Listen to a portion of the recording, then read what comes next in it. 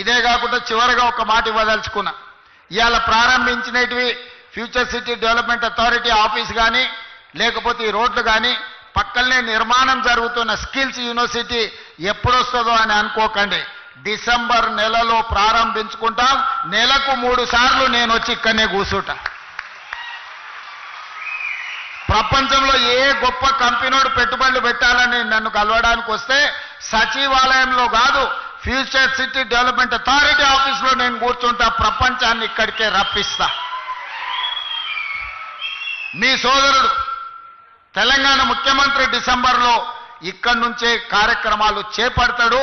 అదేవిధంగా నెలకు 4 సార్లు మా ఉప ముఖ్యమంత్రి గారిని, మా శ్రీధర్ బాబుని ఇక్కడ వచ్చి కూర్చొని కార్యక్రమాలు నిర్వహించాల్సిందిగా వారిద్దరు కూడా నేను సూచన చేస్తున్నా.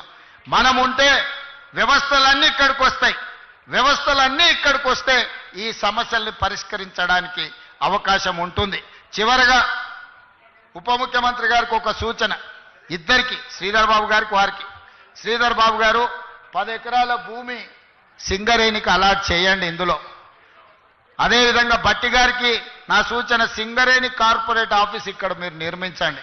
దాంతో సింగరేణి గ్లోబల్ ఆఫీస్ని మీరు ఇక్కడ నిర్మించండి.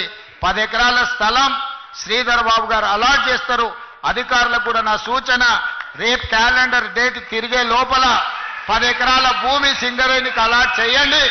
సింగరేణి గొప్ప ఆఫీసు 60-70 వేల కార్మికులకు సంబంధించి ప్రపంచంలో వివిధ రాష్ట్రాలలో వ్యాపారాలు నిర్వహిస్తున్న సింగరేణి ఆఫీస్, గ్లోబల్ ఆఫీస్ ఇక్కడికి వస్తే ఇమ్మీడియట్ గా కట్టాల్సిందే. కట్టడం కోసమే ఇస్తున్నాం. కండిషన్ అదే పెట్టాలి శ్రీధర్ బాబు గారు. అలాట్మెంట్లో సంవత్సరం తిరిగే లోపల ఆఫీస్ పూర్తి కావాలి. కరెక్ట్గా ఇది సెప్టెంబర్ కదా, వచ్చే డిసెంబర్ 2026 డిసెంబర్ లోపల ఆఫీస్ పూర్తి చేసి ప్రారంభించుకోవాలి. ఆ ఒప్పందం ప్రకారమే వారికి 10 ఎకరాల భూమి కేటాయించండి. సింగరేణి ఆఫీస్ కూడా ఇక్కడనే నిర్మించుకుందాం. స్కిల్ యూనివర్సిటీనే కాదు, భవిష్యత్ కార్యక్రమాలన్నిటిని కూడా ఇక్కడి నుంచే తీసుకుంటాం. దీని మీదనే మన భవిష్యత్ తరాల యొక్క భవిష్యత్తు ఆధారపడి ఉన్నది. Subscribe us and press the bell icon for more interesting updates.